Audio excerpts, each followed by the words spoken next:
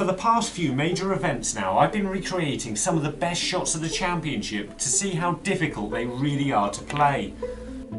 But unfortunately, during the UK Championships, neither the BBC or Eurosport did any form of shot of the championship competition. Fortunately, however, the YouTube channel Snooker Planet did make a video where they compile a list of the top 25 shots from this year's tournament. And he seems to have picked some exciting and challenging shots, so let's give them a try.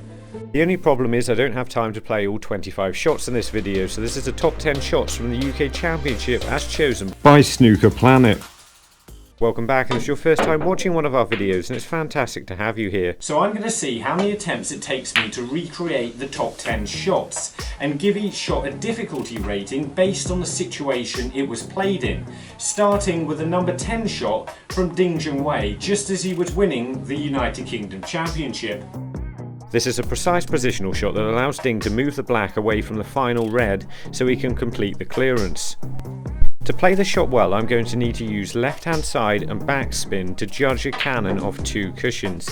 If I make contact with the red, I'm not guaranteed to be in position. I have a simple enough pot and a good angle on the brown, so all I need to do here is focus on getting the positional element of the shot right.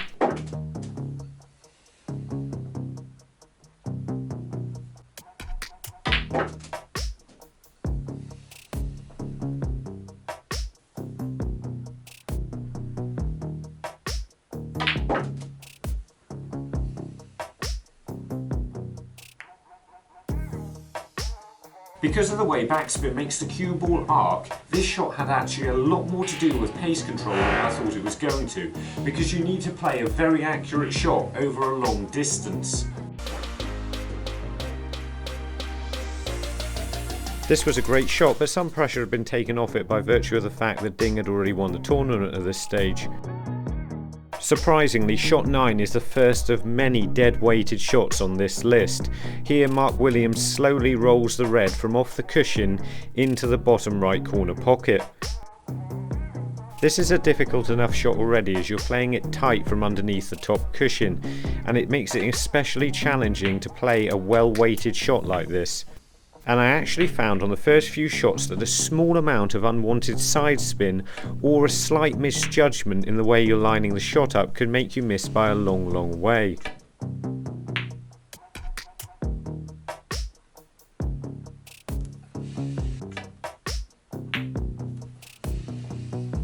It actually took me quite a while to work out why Mark would play a shot like this at this type of speed, but I think it has more to do with what would happen if he were to actually have missed the shot.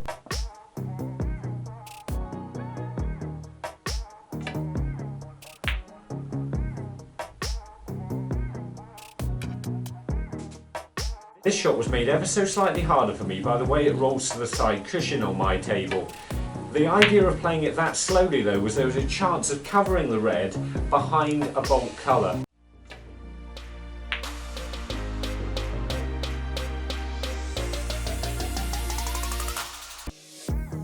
Shot 8 is the way Lang Wenbo responded after being trapped by his opponent and forced into taking on a difficult pot.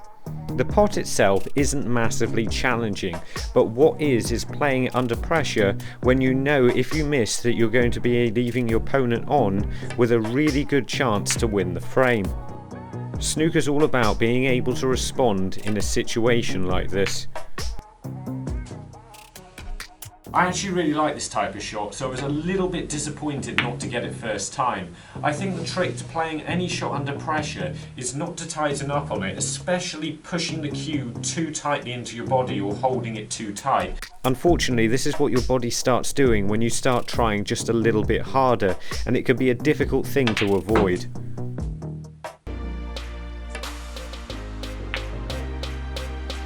Lang, however, did miss the very next shot after being disturbed by a noise from the other table, which let his opponent right back in the match. However, he did in the end close it out.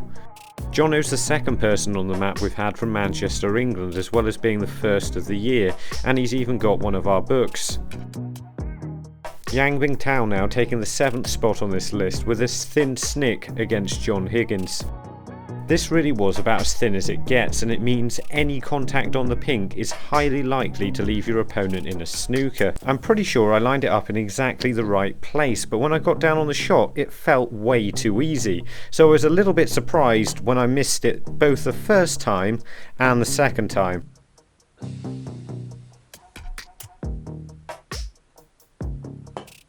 After seeing where the balls finished, however, it was pretty clear that I got the setup right.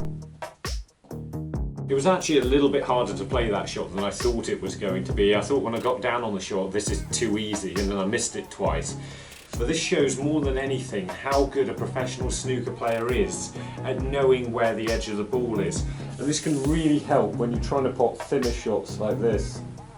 It just helps you understand how thin you're playing a shot.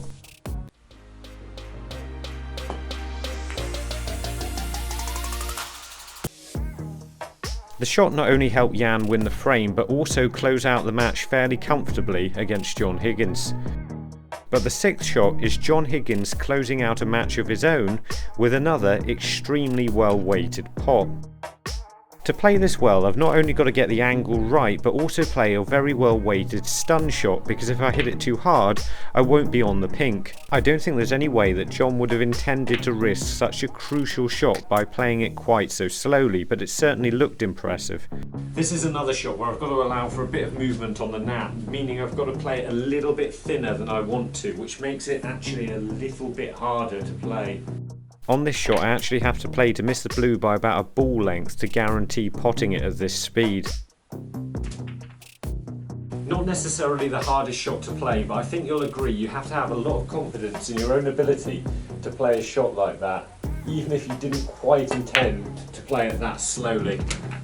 But for John, that was the shot that won him the match.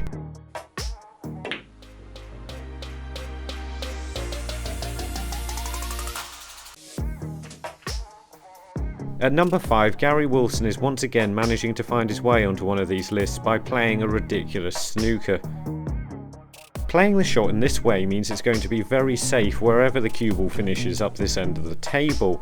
However, getting the snooker as well means you're almost certainly going to win the game from here. Getting the shot requires a lot of skill, and if we're honest, a little bit of luck as well. To play it, you need to strike the cue ball with topspin and just a small amount of right hand side to widen the angle just a little bit after you strike the blue. Importantly, this means you can catch the blue very thin, meaning it's not going to go anywhere from its very safe location, and in fact anywhere you get around the pink could cause your opponent to be hampered in some way. Shots like this is why it's always helpful to play near other balls in a safe area. Oddly, the only thing that's really making this shot tough is getting the right contact on the blue, because I keep getting it a little bit too thick or a little bit too thin.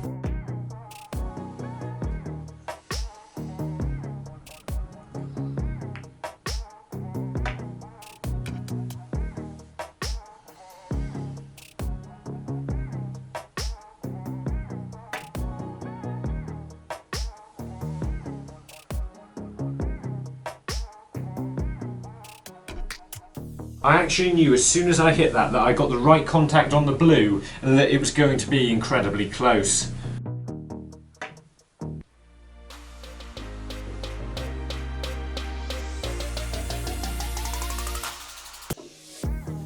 Unsurprisingly, Nigel Bond was unable to escape from this, leaving himself needing a snooker, which he got, and surprisingly this happened, which meant he had the chance to clear up and win the frame, and he ultimately won the match 6 frames to 5.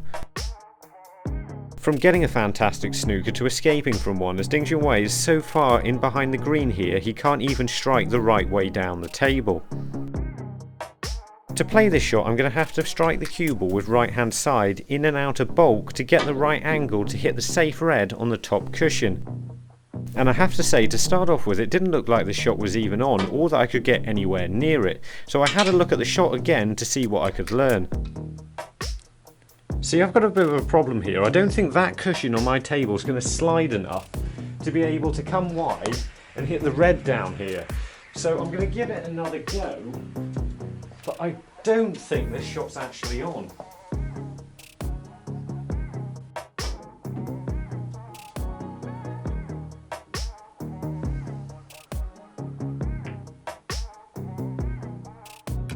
That was a bit odd really, wasn't it? You copy exactly what Ding does and it comes off perfectly. Who'd have thought?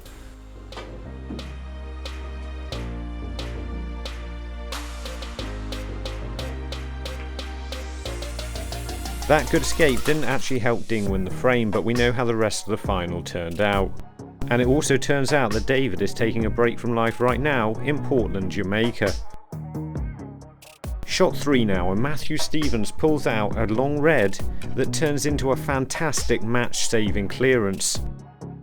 This really is a tough shot, as you have to stun in a long red from distance while slightly bridging over the black. The pink is helping by making it a big pocket, but if it's struck it's likely to go safe.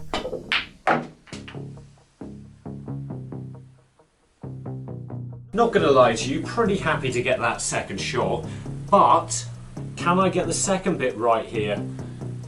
Not only was Matthew able to pot this red, but he was also able to screw down the table for the green, and this meant he could get out the difficult yellow, which proved absolutely key for making the clearance. My first shot was good and screwed back enough, but didn't quite have enough right hand side to spin off the cushion down the table, so I tried it with a little bit more spin, which actually came off far better than I thought it could.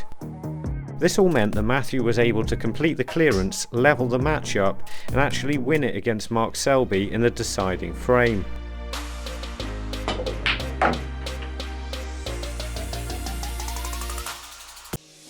Mark Williams takes the second spot here with another long slow pot, which allows him to get position on the pink, pot it and get his first frame on the board against Michael White. What I'm looking to do here is not only pot the blue, but get on the pink good enough to be able to pot that as well. Because I'd only seen the table from side on, I didn't actually realise the black wasn't on its spot, which would really have helped later on. This however only requires a topspin shot where you try to keep side spin to an absolute minimum. You do however have to hit it slightly firmer than you would think. I didn't quite however get perfect on the pink, so just took the decision to make sure of the pot, and was a little bit disappointed that I wasn't properly on the black. Can't help but think that should have been a little bit easier than it was, but I did finish a little bit too straight on the pink. These shots and the one from earlier didn't end up being enough, and Mark comfortably lost the match to Michael White. Ronnie needed all reds and blacks to tie the frame here, and this unbelievable plant gave him a chance. And after the first attempt I was fairly optimistic. But I was unable to get anywhere near the black. To get on the black here you need to screw the cue ball into the cushion with backspin and left hand side. But the main problem is the plant itself. There's a fair distance between these two balls and you have to squeeze them into quite a closed pocket. Putting the balls back was becoming a nightmare. So I've got a feeling this may take just a little while to get right.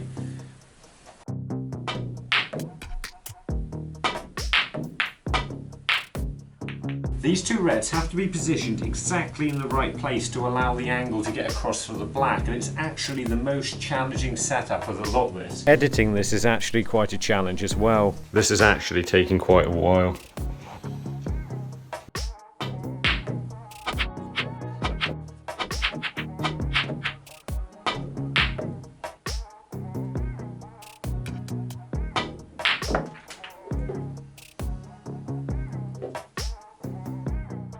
Even though I managed to get the first shot, that was actually as difficult as I thought it was going to be.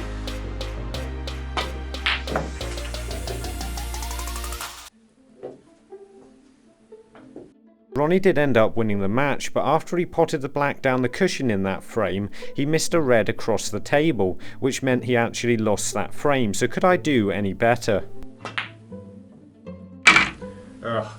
Anyway, there were some very well chosen shots there. I thought Ronnie's shot clearly was shot of the championships, but I'm not going to disagree with the order too much, as a lot of those shots were in there because of the context they were played in. However, I thought Gary Wilson's shot was a very underrated snooker, but I think the shot I'm the most pleased with was the Matthew Stevens shot. He executed a brilliant pot and followed it by one of the best clearances you would ever want to see. And I was just pleased to not be there forever and actually get it in 2 attempts. And you can also find out how these shots compared to the best shots from the World Championships, or find out more about side spin, or to be more specific, outside side spin. And remember, don't just watch, play, and make the commitment to becoming a better player by subscribing to the channel and visit the website. See you later.